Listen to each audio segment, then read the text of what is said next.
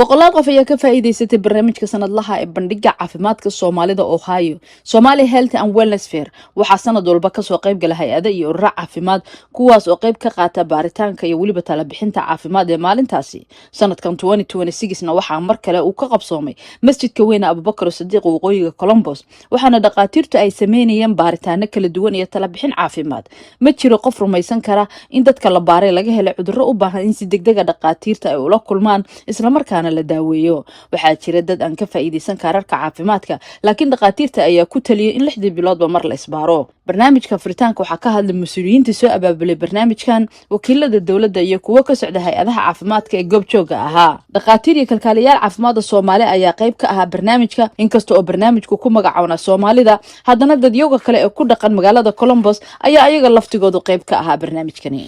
My name is Abdullah Salah. I'm the Executive Director at Masjid Abu Bakr As-Siddiq Islamic Center. Wanted to welcome all of our vendors and all of our resource soldiers to our mosque. This is my first health fair and I'm really impressed and I'm so happy with the work that Hiba and Marian were able to accomplish with the rest of the volunteers. aad baan ugu mahadcelinaynaa hawshan dadkii soo abaabulay dadka qabanayo qof kasta oo qayb ka ah ama abaabulka qayb ka ah ama shaqada qayb ka ah aad baad u mahadsantihiin Allah idin barakeeyo juhdigiina Ilaahay ma dayaco.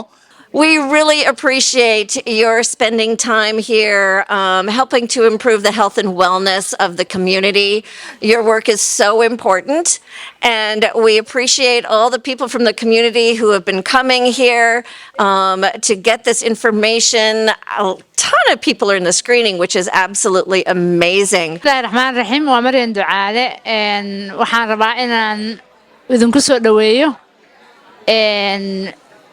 sanad guuradii 12aad oo Somali Health Fair Ohio Somali Health Fair oo ka dhacay Masjid Abubakar Sadiq West Side Columbus maanta waxa isku yimid in ka badan 30 company ama organization hay'ado dawli ah iyo kuwa bulshada u adeega intaba iyo masaajidka dhaqaatiir Soomaali ah meeshan hawshan waxay socotaa 12 sano sanad walbana way sii weynaataa sanadkii hore 400 oo qof ka badan ka soo qayb gasho ka faa'iideysatay waxa dadka laga baarayaa xanuuno kala duwan sida sonkorta dhiig karka hepatitis B-ga ama cagaarshowga qaybihiisa kala duwan waxa kale oo jooga dhaqaatiir Soomaali oo qofkii aan caafimaad haysan markii laga helo hadii laga helo xanuunadaas la fariisanaya la hadlayo oo daawo u qoray.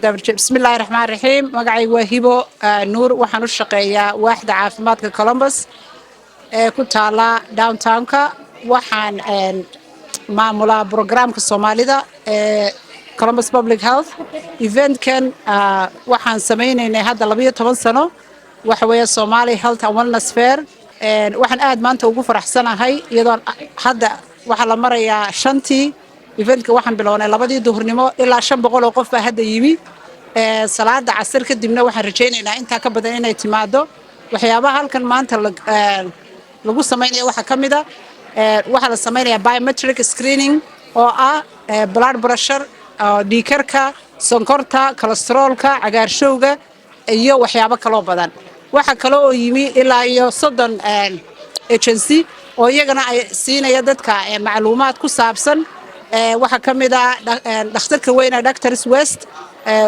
Ohio Health waxa kamid ah James OSU-da waxay iyaguna bixinayeen waxyaabo ku saabsan kansarka iyo ka hortagga kansarka iyo insurance company badan baa yimi waxaan halkan uga mahad celinayaa insurance company-ga Anthem oo ah sponsor event-ka Malina Care Source iyo Humana afarta insurance ba event-kan sponsor gareeyay waxa kale oo sponsor gareeyay event-kan James Ohio State aad baan ugu mahad celinayaa. Thank you all for coming.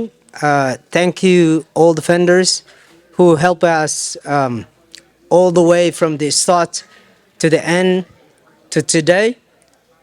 Thanks to Ohio Health, to Ohio State, to other vendors that are helping us organize this for Somali community to help people understand their health needs. Well, good afternoon, everybody. My name is Abdul Fattah Isaac. I'm one of the Somali doctors that come to volunteer this event. First, I want to start out with thanking everybody who's here, especially the vendors. Everybody taking time out from their day, from their Saturday, and really volunteering and being here with us. I just want to say that this event makes a great difference for our community. Just today alone, I met with the patient who is not on any medication, who is just finding out that she's diabetic with the hemoglobin of 11.1. That's a really high number for someone who is not even aware that they're diabetic. And she's not the only one. You know, we've seen patients with high blood pressures. I'm just highlighting these patients to say that this event makes a great difference for the patient or for the people that you guys serve. And not only that, there are people who are uninsured, underinsured, might not have the right information or where to seek help. So Assalamu alaikum. Welcome everybody to the Somali annual health fair, the largest and baddest health fair as part of Minority Health Month in Ohio. The Ohio African Immigrants Commission is proud to support and work alongside GHEAD and other partners to be able to put this together. Good afternoon. I'm Johnny Chip Allen, Chief Health Equity Officer at Columbus Public Health. Columbus Public Health is so proud to be able to support the 12th annual Somali Health Fair. Our own Hibo Noor has done just a wonderful job in helping to organize this event. And we also are just so thankful to the Commission of Minority Health for its support.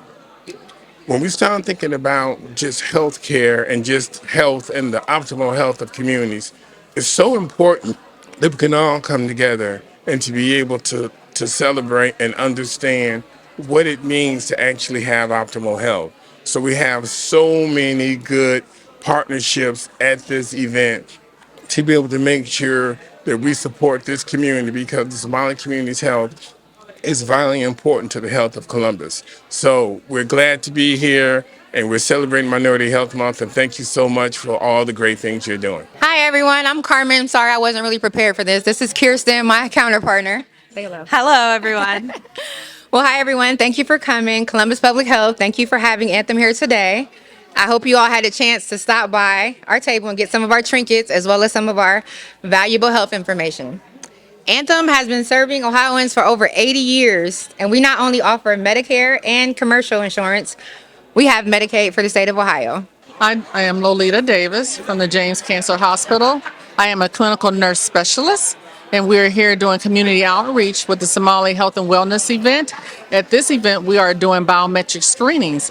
We're doing A1Cs, cholesterol, LDH, HDL, and we're also doing prostate testing as well for men that are 40 and over. And we're doing lung screening. So we're looking to make sure to see what your capacity for your lungs, just to see if you may need to do a CAT scan, and making sure that we can wean you and also screen you for lung cancer. waa nadiif waxaa nala jooga halkan Abdixakiin Axmed.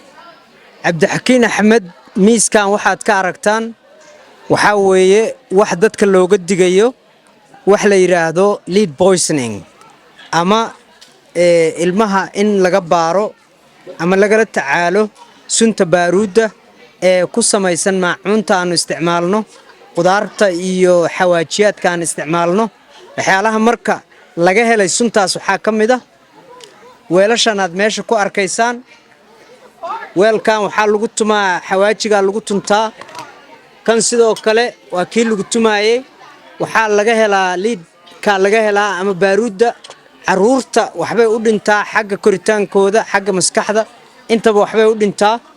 halkaan ay ku taxan yihiin saad aragtaan xawaajiyaadkana ka mid ah badanaa bannaankii ka yimaadaan Soomaaliya qaarkood lagu sameeyaa, qaar Carabaha lagu sameeyaa. marka waxaa la rabaa dadka in looga digo